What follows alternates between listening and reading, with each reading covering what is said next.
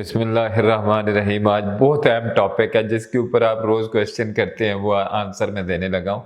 तो इसको गौर से सुनना है और यूट्यूब चैनल के ऊपर जाया करें, वहाँ सुना करें। और प्लीज़, ये एक प्योर इन्फॉर्मेशन है, अवेयरनेस है, इसमें कोई बिजनेस नहीं है। And it should be spread to the public. Public को ज़रूर स्प्रेड किया करें, बिकॉज पता है क्या है, ये बहुत सारे लोग बाल्ड हो रहे हैं एंड सफ़र कर रहे हैं बिकॉज ऑफ पुअर टेक्निक्स, और उसको हमें टैकल करना है कि हेयर ट्रांसप्लांट कौन सा अच्छा होता है। तो आज है क्वेश्चन है, बहुत अच्छा क्वेश्चन है, top question. What is science of failure of hair transplant? क्या साइंस है इसके पीछे कि बाल जो है ना निकलते नहीं है। हेयर ट्रांसप्लांट किया, पुअर रिजल्ट। हेयर ट्रांसप्लांट किया, पुअर रिजल्ट। तो आज हम उसको डिस्कस करेंगे। नंबर 1 हम कहेंगे पुअर पेशेंट सिलेक्शन। बहुत इंपॉर्टेंट है। क्या इस बंदे को, पर्टिकुलर बंदे को बाल लग सकते हैं? ये डिसीजन बनाना डॉक्टर का काम है। बिकॉज व्हाट आई से is every patient coming in your office is not a case of surgery. उसको हेयर ट्रांसप्लांट नहीं किया जा सकता, हर किसी को नहीं किया जा सकता। तो it should be evaluated on merit. उसका डोनर, उसका रिसिपिएंट ये इजाजत देता है कि हम हेयर ट्रांसप्लांट करें और उससे कुछ रिजल्ट बना सकें। इतने इनफ बाल है। मैं आपको एक छोटी सी साइंस बताता हूँ। ये साइडों पे, इन साइडों पे 15,000 बाल होते हैं, ठीक है। इस जगह पे 30,000 बाल होते हैं और 30,000 बैक साइड पे होते हैं, ठीक है। तो आपने जेन में रखना है कि हमें ये 30,000 गिर गए हैं, हम कितने बाल ले सकते हैं कि उनको रिप्लेस कर सकते हैं और कैसे ले सकते हैं। दिस इज वेरी इंपॉर्टेंट, ठीक है। Number 1 selection of the patient. Number 2 आपने उसकी हिस्ट्री ली है, पेशेंट आ गया, क्या वो पेशेंट बिजनेस मैनेजर को मिला या डॉक्टर को डायरेक्टली मिला? This is very important. आप जा रहे हैं अपने लिए बेहतरीन फैसला करने के लिए, हेयर ट्रांसप्लांट कराना है, मजाक करने नहीं जा रहे हैं, ठीक है। तो हेयर ट्रांसप्लांट का फैसला तो वो बंदा को करना चाहिए जिसने आपकी प्लानिंग करनी है, जो उसमें ट्रेंड है, जिसको एजुकेशन है, जिसके पास क्वालिफिकेशन है। किस चीज में? हेयर के अंदर। न्यूरोसर्जरी में नहीं, कार्डियोलॉजी में नहीं, आर्थोपीडिक सर्जन नहीं, गैस्ट्रोएंट्रोलॉजिस्ट नहीं, ऑन्कोलॉजिस्ट नहीं, हेयर ट्रांसप्लांट सर्जन के पास जाना है आपने।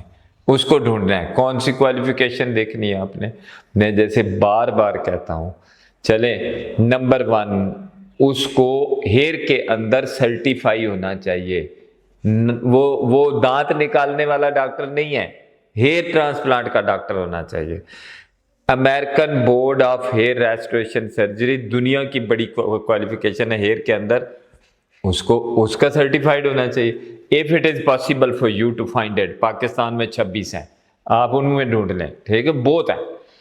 अगर वो नहीं मिलता, ISHRS के वो एक बहुत बड़ी कैटेगरी होती है, वो तो पाकिस्तान में 3-4 हैं, 4 हैं, चार हैं, आई एम श्योर अबाउट 4 हैं। FISHRS फेलो मेंबर ऑफ, बहुत एलीट डॉक्टर होते हैं। जैसे अगर आपने FISHRS डॉक्टर ढूंढ लिया तो आपने हेयर का कोई प्रोफेसर ढूंढ लिया, आप ये समझ लें, बहुत एक्सपर्ट। तो पाकिस्तान में 4 है, उनको ढूंढ लें। एंड अगर वो भी नहीं मिलता, नॉर्मल मेंबर ISHRS के ढूंढ लें, ठीक है। तो हेयर में तो क्वालिफिकेशन हो, उसकी बेसिक क्वालिफिकेशन कोई भी हो। डॉक्टर है, उसने कोई डर्माटोलॉजी में किया, प्लास्टिक सर्जरी में किया, किसी चीज में भी किया है, जनरल सर्जरी में किया, गायनी में किया, ENT में किया, लेकिन उसने हेयर में क्या क्वालिफिकेशन किया? This is more important for you. ये चीजें सारी आपने ध्यान में रखनी है, बिकॉज वो हेयर को अंडरस्टैंड करेगा, वो आपकी हिस्ट्री लेगा, वो प्लानिंग करेगा, बता उसको इस पे ट्रेन किया गया, पढ़ाया गया, हेयर पढ़ाया गया, हेयर पढ़ाया गया, हेयर पढ़ाया गया। आम बंदे को तो ये कॉन्सेप्ट नहीं है कि हेयर को मेंटेन कैसे करना। वीडियो बड़ी गौर से सुननी है, ये बड़ी इंपॉर्टेंट बातें आज कर रहे हैं, मैं बड़ी ओपन बातें करता हूं, आपको पता है, तो you should listen to that. Number 2 जो मैंने आपको कहा कि उसकी हिस्ट्री टेकिंग में क्या क्या चीजें हैं। Number 1 smoking. अगर आप स्मोकर हैं, my advice to you is, doctor जबरदस्ती भी लगाए तो बाल ना लगवाएं, एक भी नहीं निकलेगा। I am telling you the thing. आप स्मोकर हैं, आप वो क्या होते हैं, चेन स्मोकर हैं, आप यूजुअल स्मोकर हैं, कैजुअल नहीं है, आप ओकेजनल स्मोकर नहीं है, आप रोज सिगरेट पीते हैं, you could never get results from here transplant surgery. उसमें आप निकोटीन गम लेते हैं, आप वेपिंग करते हैं, इलेक्ट्रॉनिक सिगरेट पीते हैं, शीशा पीते हैं, कोई एक बाल भी नहीं निकलेगा। आई एम टेलिंग यू, मैं बड़ी ओपन बातें कर रहा हूं आपसे। मैं कहता हूं मेरे पास भी कभी ना आए, मैं तो साफ कहता हूं स्मोकर मेरे पास ना आए यार, मैं उनको हेयर नहीं लगाऊंगा, बेशक कुछ भी हो जाए, ठीक है। नंबर 2, एंटी डिप्रेसेंट्स ले रहे हैं, एंटी कन्वल्सेंट्स ले रहे हैं, आप एंटी हाइपरटेंसिव्स ले रहे हैं, आप ब्लड प्रेशर की एक खसूसी दवाई होती है, उसका इंटरेक्शन होता है with the medicine in the hair transplant, तो आप डॉक्टर से कंसल्ट करेंगे। और वो आपको कौन बताएगा? 90% लोगों को नहीं पता, वो बताएगा हेयर का डॉक्टर जो उसमें ट्रेन है, तो उसके पास जाएं प्लीज एक बार, ये चीजें ध्यान में रखनी है।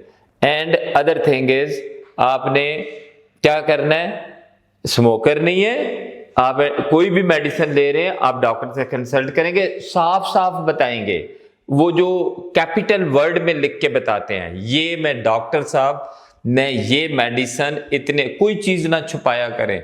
जैसे डॉक्टर के सामने हर चीज बोले, उसके कानों में जानी चाहिए। जैसे हम बार बार पूछते, मेरे ऑफिस में आएंगे 7 बंदे, आपको बारी बारी रिसेप्शन पे आएंगे, वो पूछेंगे आप स्मोकर तो नहीं है, मैं पूछूंगा, अगला बंदा पूछेगा, अगला पूछेगा, ओटी तक जाते जाते आपको 10 बंदे पूछेंगे are you smoker, are you taking any medicine, are you this.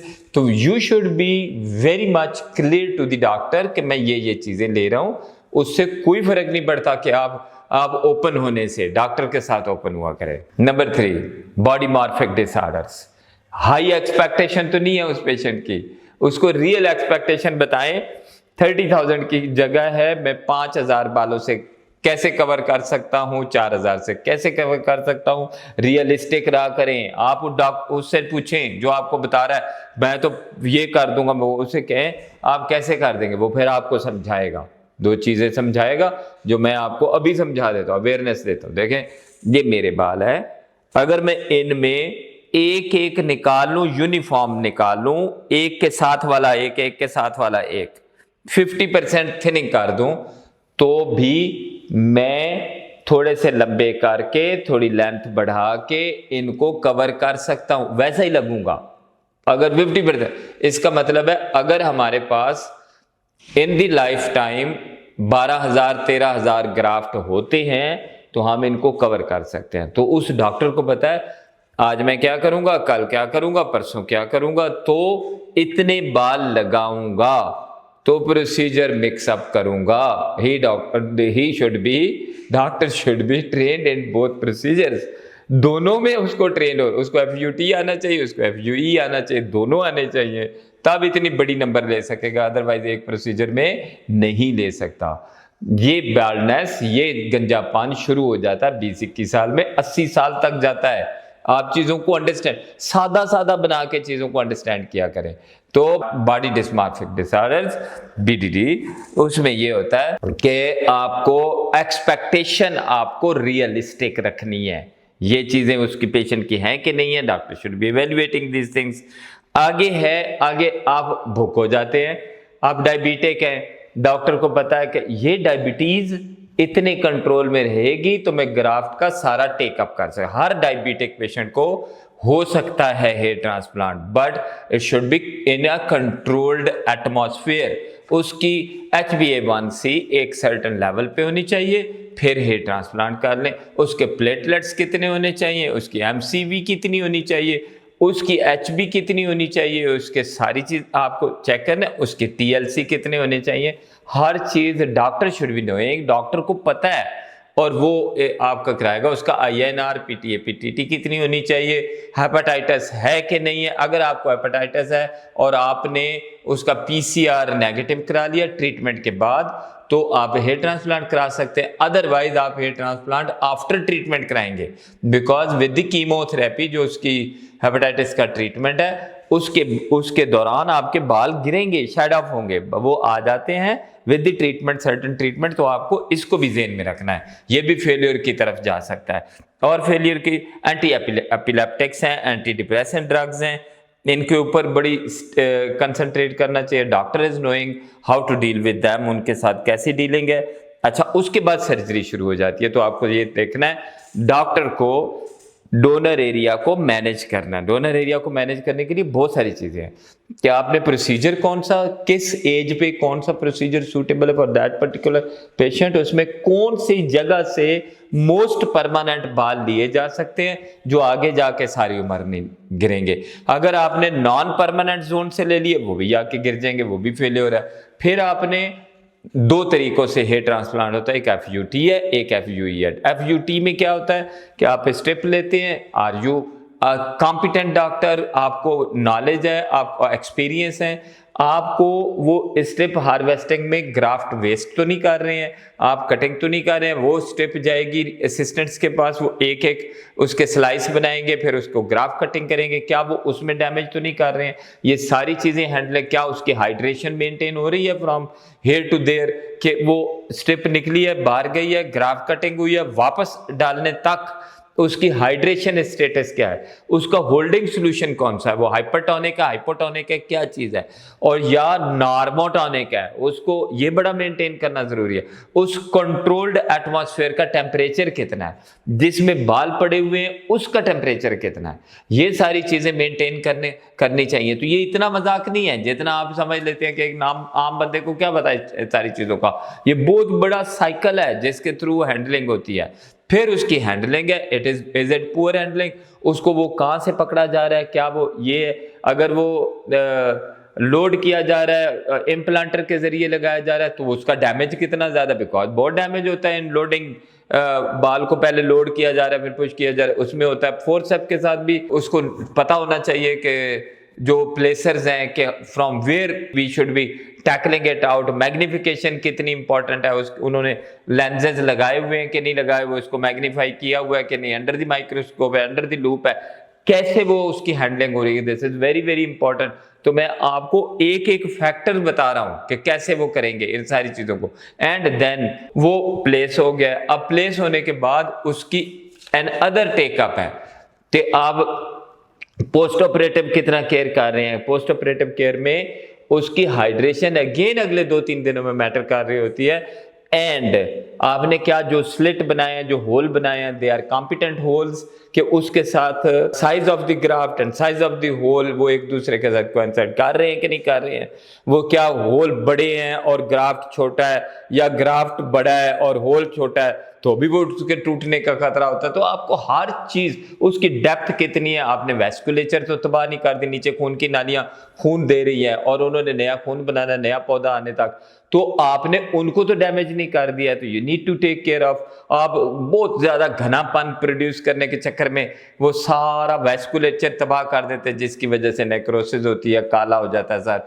और सर की जिल्द उड़ भी सकती है। तो ये सारी चीजों को आपने टेक केयर करना है, and specially take care of smoking, ये आपने नहीं करना, स्मोकर्स को बाल नहीं लगाने, ये चीजें ज़हन में रखेंगे, ये फेलियर है। And most important thing after hair transplant, आपने हेयर फॉल या हेयर प्रिवेंशन की DHT ब्लॉकर्स एंड मिनॉक्सिडिल लिए कि नहीं लिए, this is most important.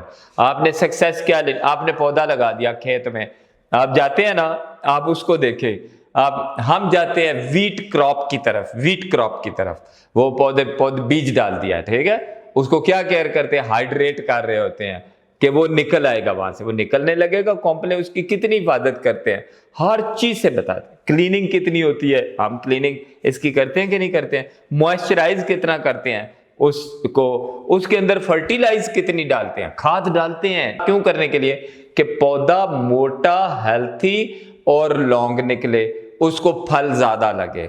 This same is here, plantation कर रहे हैं, हमें मॉइस्चराइज करना है, उसको ऑयलिंग करनी है, ऑयलिंग करने के बाद उसको अच्छा क्लीन करना है, उसको पानी देना है, आप समझ लें, और उसकी स्टिमुलेशन होगी, सर्कुलेशन अच्छी होगी, एंड देन आपने उसको फर्टिलाइज भी करना है, आपने उसको DHT फ्री माहौल देंगे, वो ज्यादा उगेगा, ज्यादा मोटा निकलेगा, आपके रिजल्ट में 30% चेंज विद द मेडिसिन आएगी। तो you need to do that. आप इसको कभी भी ये ना कहा करें डॉक्टर को, अच्छा बाद में मुझे मेडिसिन खानी पड़ी, यार it is in your benefit, आप उस पौधे को अच्छा करना चाहते हैं कि नहीं करना चाहते हैं? You don't say to the doctor don't misguide them, don't do this, और उनको ये बातें करने वाली है, और बल्कि उनसे पूछा करें। आप मुंह का ख्याल रखते हैं सारा दिन, आप कहते हैं मैं या लोशन लगाऊं, मैं ये करूं वो करूं, मेरी स्किन, बालों को कौन केयर करेगा? उसको उनको मॉइस्चराइज करना है, उनको कोई सीरम लगाना है, उनको कोई ऑयलिंग करनी है, उनको बहुत हार्ड शावर नहीं लेने हैं, आपने रनिंग करनी है टू गिव देम सर्कुलेशन, ये सारी चीजें आपको करनी है।